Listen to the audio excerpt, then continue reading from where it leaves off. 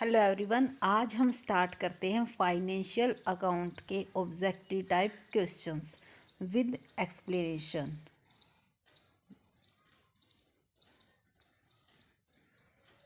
तो देखो इसमें क्या कहा गया है हमारे फर्स्ट मेथड्स में कि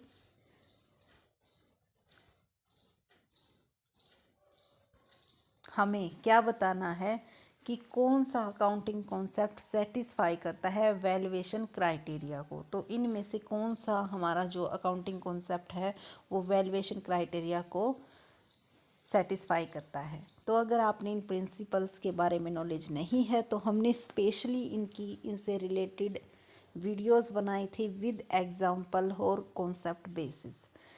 तो इसका आंसर आ जाएगा हमारा ऑप्शन नंबर फर्स्ट, क्योंकि गोइंग कंसर्न, रियलाइजेशन और कॉस्ट तीनों ही वैल्यूएशन क्राइटेरिया को क्या करते हैं, सेटिस्फाई करते हैं। उसके बाद हमारा question number second, A trader has made a sale of rate 75,500, out of which cash sales amounted to 25,500. He showed trade receivable. देखो इसमें क्या कहा गया है कि हमारी 75,000 रुपये की सेल हुई है, 75,000 रुपये 500 की। तो उनमें से हमें कैश में कितना रिसीव्ड हुआ है, 25,500। तो हम अपने फाइनेंशियल अकाउंट बनाते हैं, वहाँ पर इतना शो करते हैं। ये कौन सा कॉन्सेप्ट बताता है, तो ये हमारा जो एक्चुअल कॉन्सेप्ट्स है उसके अकॉर्डिंग हम क्या करते हैं, उस अमाउंट को शो करते हैं जो हमारे पास आ गया है। इनकम हम सिर्फ उतनी ही लेते हैं जो हमें मिल गई है, लेकिन जो लॉस है, फ्यूचर के लॉस है, उनको कंसीडर करके चलते हैं। ये हमारा कौन सा कॉन्सेप्ट कहता है, एक्चुअल कॉन्सेप्ट कहता है। और ये बहुत ही इम्पोर्टेंट हैं जो ये प्रिंसिपल हैं सारे, इनसे क्वेश्चन ज़रूर पूछे जाते हैं। In which of the following case accounting estimates are needed, इनमें से कौन सा केस है जिनमें एस्टिमेट लगाना ज़रूरी है। तो एम्प्लॉय बेनिफिट स्कीम की कितने का हमें एम्प्लॉय बेनिफिट स्कीम के अंदर अमाउंट डाले, इसका भी एस्टिमेट लगाया जाता है। इम्पेयरमेंट ऑफ लॉस, इसका भी क्या लगाया जाता है, एस्टिमेट ही लगाया जाता है। इन्वेंट्री अडल्सेंस, यानी कि अडल्सेंस का मतलब होता है अप्रचलन। इट मीन्स जो चीज़ अब क्या नहीं है, फैशन में नहीं है, और जो चीज़ हमने क्या कर ली है, खरीद ली है, वो अब क्या हो गई है, अप्रचलित हो गई, जिसकी वजह से आउट ऑफ फैशन बोल सकते हो आप, आउट ऑफ फैशन हो गई, जिस वजह से उसको परचेज नहीं किया जा रहा। तो वो भी क्या है, एक टाइप का लॉस ही है। तो उस लॉस का भी हम क्या लगाते हैं, एस्टिमेट लगाते हैं। तो इसका आंसर हमारा क्या आ जाएगा, ऑल ऑफ द अबव। उसके बाद Diwali advance given to an employee, Diwali पर क्या दिया जाता है, एडवांस दिया जाता है एम्प्लॉयज़ को। तो उसे हम क्या बोलेंगे, देखो दिवाली पर जो एडवांस दिया, तो ये हमारा क्या है, ये हमारा रिवेन्यू एक्सपेंडिचर नहीं हो सकता। क्यों नहीं हो सकता, क्योंकि रिवेन्यू एक्सपेंडिचर कौन सा होता है, जो हमारे बिजनेस को ऑपरेट करने में ज़रूरी होता है। यानी कि जो नॉर्मल ऑपरेशन है वो हमारे इन एक्सपेंडिचर से चलते रहते हैं। तो देखो इस टाइप्स का भी ये खर्चा नहीं है। कैपिटल एक्सपेंडिचर कौन सा होता है, जिसका हमें बेनिफिट लंबे समय तक, यानी 1 ईयर से ज़्यादा टाइम तक हम उसको बेनिफिट मिलता है, उसे हम कैपिटल एक्सपेंडिचर कहते हैं। रिवेन्यू एक्सपेंडिचर जो नेचर वाइज कैसे होते हैं, रिवेन्यू नेचर के होते हैं, बट बेनिफिट हमें 1 साल से ज़्यादा टाइम पीरियड तक मिलता है, जैसे कि प्रीपेड हो गया या फिर आपका एडवर्टाइजिंग हो गया, वो हमारे किसके अंदर आते हैं, डेफर्ड रिवेन्यू एक्सपेंडिचर के। तो ये हमारा क्या है, नॉट एन एक्सपेंडिचर, ये हमारा एक खर्चा नहीं है, क्योंकि एक्सपेंडिचर कौन सा होता है, जो कि बिजनेस के ऑपरेशन में या फिर आगे उसकी वर्क में क्या करे, हेल्पफुल रहे। तो ये हमारा किस में आ जाएगा, नॉट एन एक्सपेंडिचर में। उसके बाद है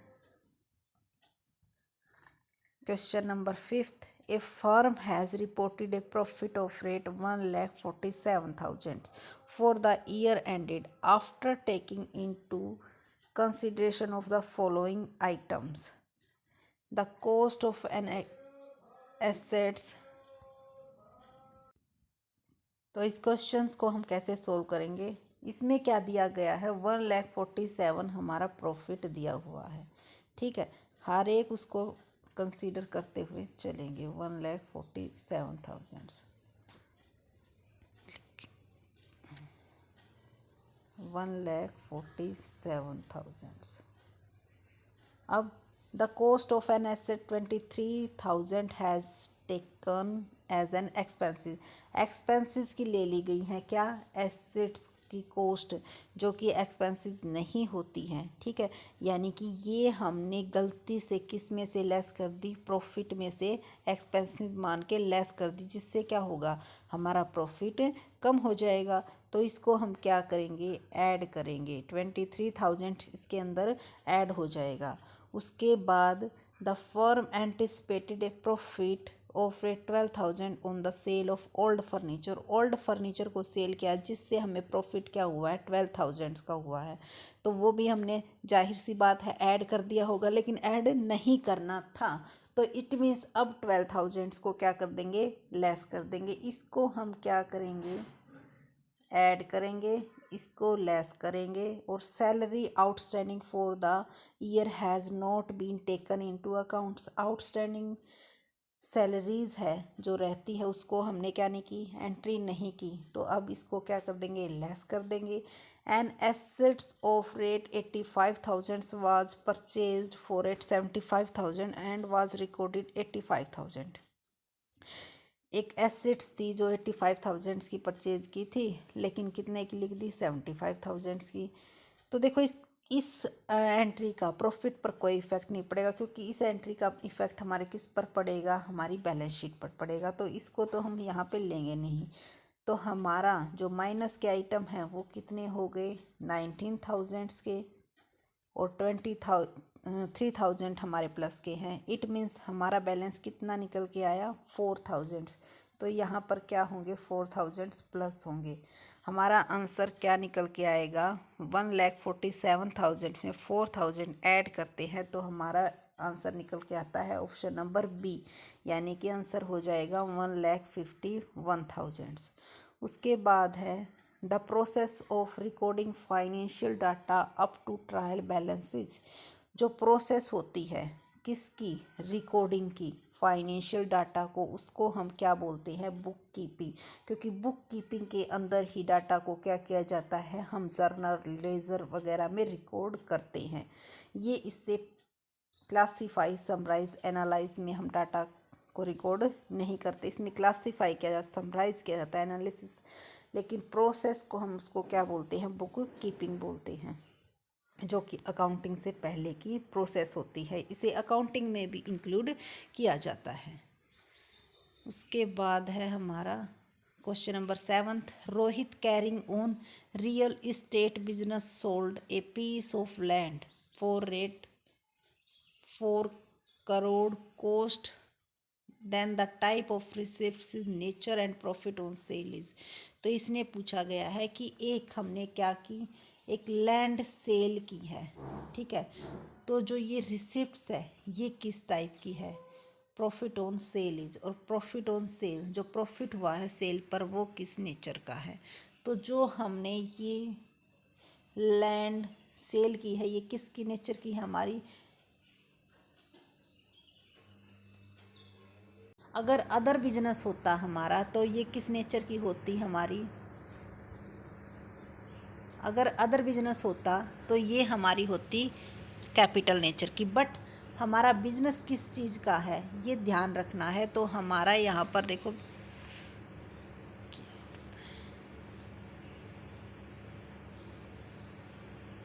हमारा यहाँ पर बिजनेस है रियल इस्टेट, यानी कि बिजनेस ही इस चीज़ का है, तो उस चीज़ को हम सेल कर रहे हैं, तो वो हमारी किस नेचर की हो गई, रिवेन्यू नेचर की। और इसे हम किस में ट्रांसफ़र करेंगे, प्रॉफिट एंड लॉस अकाउंट में ट्रांसफ़र करेंगे। लेकिन अगर यहाँ पर रियल इस्टेट का बिजनेस नहीं होता, कोई फर्नीचर या किसी अदर चीज़ का बिजनेस होता, तो लैंड को हम जब सेल करते हैं तो उससे जो प्रॉफिट होता है वो हमारा किस नेचर का होता है, कैपिटल नेचर का होता है, और उसे हम कैपिटल रिजर्व में ट्रांसफ़र करते हैं। तो देखो क्वेश्चंस के अकॉर्डिंग आंसर चेंज हो जाते हैं। पहले आपको क्वेश्चन को ध्यान से पढ़ना है, उसके बाद ही अपने आंसर देनी है।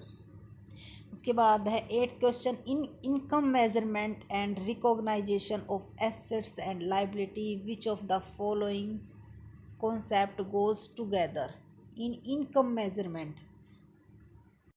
तो इसका आंसर हमारा क्या आ जाएगा? ऑप्शन नंबर फर्स्ट,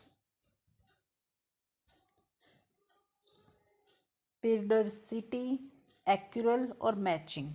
क्योंकि इसी के बेस पर हम क्या करते हैं, एसेट्स और लाइबिलिटी और इनकम को मेजर करते हैं। क्योंकि सारी चीज़ें हमारी क्या होती हैं, एक चरोनोलॉजिकल यानी कि कर्मानुसार होती हैं, एक्यूरल बेस पर होती हैं और मैचिंग कॉन्सेप्ट्स के बेस पर होती हैं। कि एसेट्स, हमारा मैचिंग कॉन्सेप्ट क्या कहता है कि हमारी जो एसेट्स होंगी वो कैपिटल प्लस लाइबिलिटीज़ के इक्वल होंगी। तो हमारा आंसर आ जाएगा ऑप्शन नंबर फर्स्ट। अब इसके बाद हमारा 9th क्वेश्चन, इंटरप्रिटेशन मीन्स। तो इसका मतलब क्या होता है? इंटरप्रिटेशन का मतलब होता है किसी चीज़ को हम क्या करना, उसको आगे उससे कुछ डिसीजन लेना, उसको बोलते हैं इंटरप्रेट करना। तो explanation of meaning and significance of the data in financial statement. तो जो ये ऑप्शन नंबर फर्स्ट दिया हुआ है ये करेक्ट दिया हुआ है। क्यों? क्योंकि इसमें उसका फाइनेंशियल स्टेटमेंट की, उस डाटा की हमारी क्या सिग्निफिकेंस है, इससे क्या हम रिजल्ट्स निकाल सकते हैं, वही हमारा क्या हो जाएगा, इंटरप्रिटेशन हो जाएगा। Option number A. बाकी के ऑप्शन आप पढ़ के देखना, अपने आप ही क्या हो जाएंगे, क्लियर हो जाएंगे कि ये ही आंसर क्यों आ रहा है। और अगर नहीं समझ में आता है तो हमें आप कमेंट करके ज़रूर बताइएगा। जो जिस भी क्वेश्चन में आपको प्रॉब्लम आती है उसका सॉल्यूशन हम आपको ज़रूर प्रोवाइड करवाएंगे। तो 10th क्वेश्चन है, ए trade purchases goods 25 lakh of these 70% of goods were sold during the year. At the end 31st December 2009, the market value of such goods were at 5 lakh. But the trader recorded in this book 77 lakh 50,000. Which of the following concept is violately? यानी कि देखो उन्होंने क्या किया था इसमें, तो देखो 70% सोल्ड कर दी हैं तो 30% ही बची है। 30% की वैल्यू एज ए हमारी जो बुक के अकॉर्डिंग है वो कितनी होगी, इसका अगर हम 30% निकालेंगे तो 7,50,000 आएगी। बट उसकी जो मार्केट वैल्यू है वो कितनी है, 5 लाख है। लेकिन हमारा जो कंजर्वेटिज्म अप्रोच कहती है कि हम किसको ध्यान में रखते हैं, उसके ऊपर जो हमने कॉस्ट लगाई है उसको ध्यान में रखते हैं, न कि हमारी जो मार्केट वैल्यू है, मार्केट वैल्यू को हम कंसीडर करके नहीं चलते। तो इसका आंसर आ जाएगा हमारा conservatism, option number B. Which of the following is wrong. कौन सी स्टेटमेंट इनमें से रोंग है? All real and personal account are transferred in balance sheet. Nominal account are transfer to profit and loss account, बिल्कुल सही है। Each account is open separately in ledger. Rent is a personal account. Outstanding rent is a nominal account. तो जो हमारा option number D है ये क्या है, रोंग है। इसके बारे में हमने पहले भी एक्सप्लेन किया है जब हमने अकाउंट्स के टाइप करवाए थे कि हमारा नॉमिनल अकाउंट्स कौन से होते हैं, सभी एक्सपेंसेस हमारे। तो जो हमारा रेंट है वो कौन सा अकाउंट है, हमारा नॉमिनल अकाउंट। क्योंकि ये क्या है, एक एक्सपेंसेस है और सभी एक्सपेंसेस और इनकम्स हमारी कौन सी अकाउंट्स का पार्ट होती है, नॉमिनल अकाउंट का पार्ट होती है। बट आउटस्टैंडिंग रेंट हमारा कौन सा अकाउंट है, पर्सनल अकाउंट है। दोनों एक दूसरे के अपोजिट दिए हुए हैं, यानी कि रेंट हमारा नॉमिनल अकाउंट है और आउटस्टैंडिंग रेंट हमारा पर्सनल अकाउंट है। क्योंकि ये आउटस्टैंडिंग रेंट जो हो जाता है वो उस पर्सनस के साथ जुड़ जाता है उसका नाम। और हमने इसके लिए वो भी बताया था कि अगर किसी के साथ कुछ प्रीफिक्स या सफिक्स जुड़ जाता है तो वो हमारा कौन सा अकाउंट हो जाता है, पर्सनल अकाउंट हो जाता है। इससे भी आप उसको याद कर सकते हो।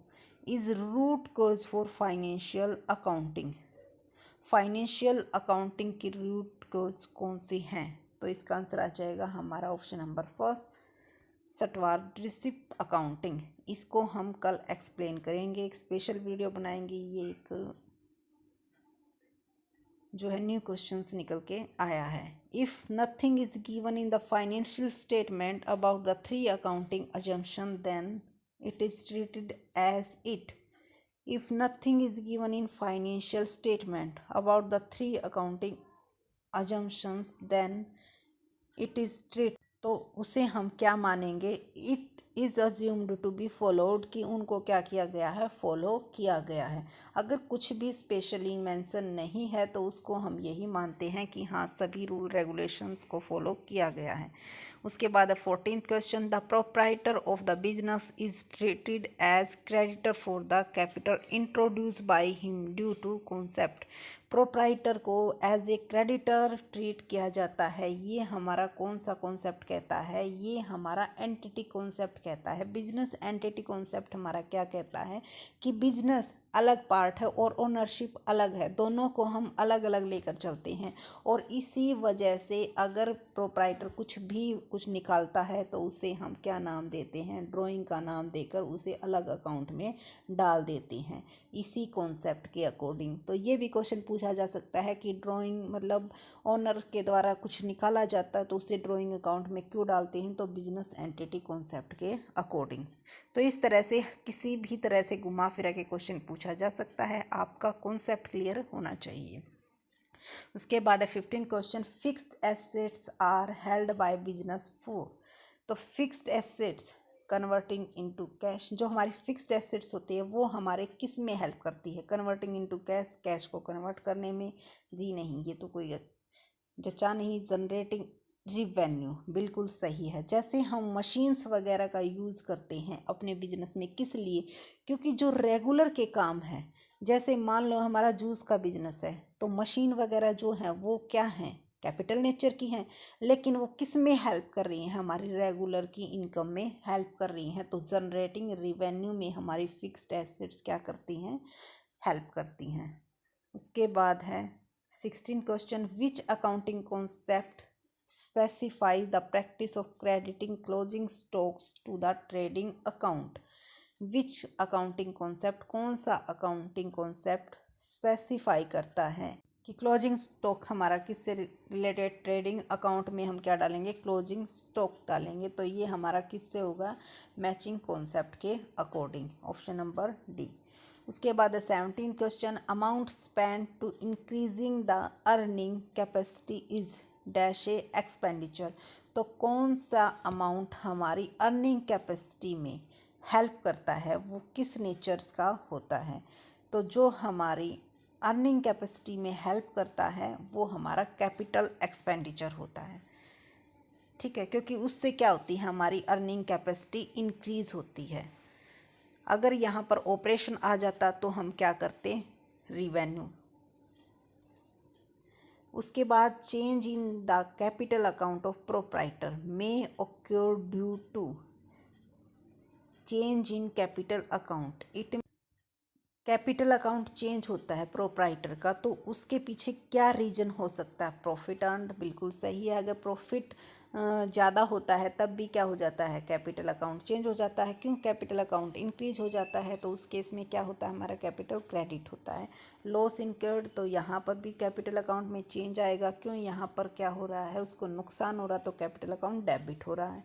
कैपिटल इंट्रोड्यूस और कैपिटल लेके आता है तो यहाँ पर भी हमारा कैपिटल क्या हो रहा है? क्रेडिट हो रहा है, इट मीन्स इंक्रीज हो रहा है।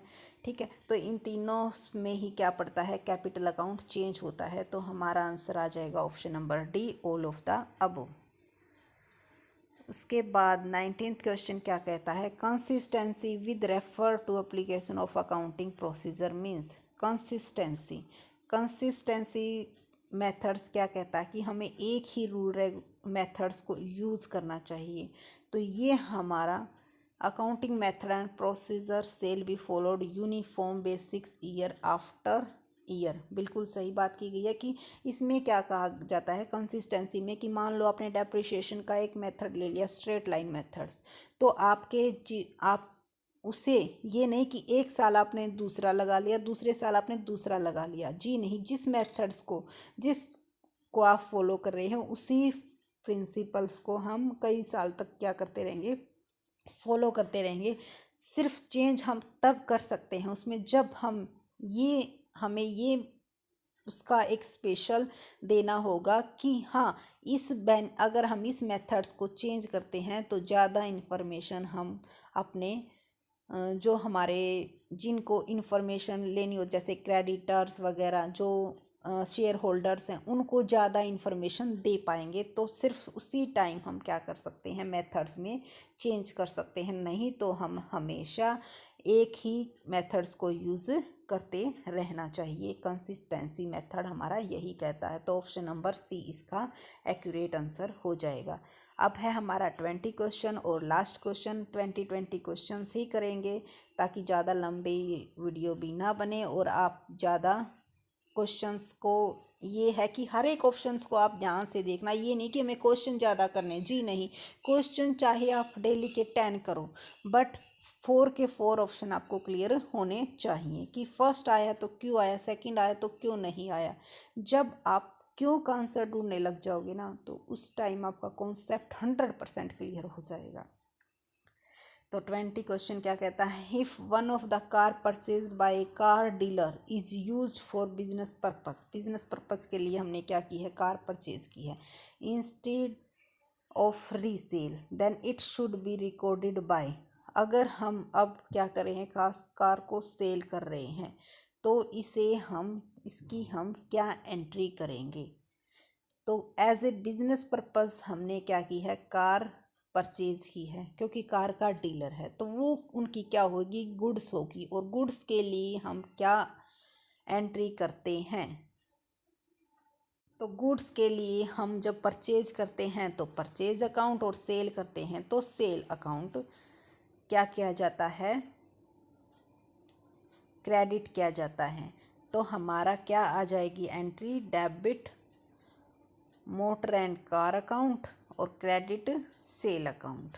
ठीक है, तो ये थे हमारे आज के 20 क्वेश्चंस। कल मिलेंगे आगे 20 क्वेश्चंस के साथ। आई होप आपको क्लियर हो गए होंगे 20 के 20 क्वेश्चन। अगर आपको किसी में भी कंफ्यूजन आती है तो हमें आप कमेंट करके ज़रूर बताइएगा, और किसी क्वेश्चंस का आपको आंसर रॉन्ग लगता है, ठीक है, ड्यू टू मिसअंडरस्टैंडिंग या फिर लैक ऑफ नॉलेज, भगवान तो कोई है नहीं, तो एक दो क्वेश्चन की अगर आपको आंसर रॉन्ग लगते हैं तो भी आप हमें कमेंट करके ज़रूर बताइएगा, ताकि और स्टूडेंट्स का रॉन्ग ना हो। So thank you for watching this video and please share and subscribe my channels. Thank you so much.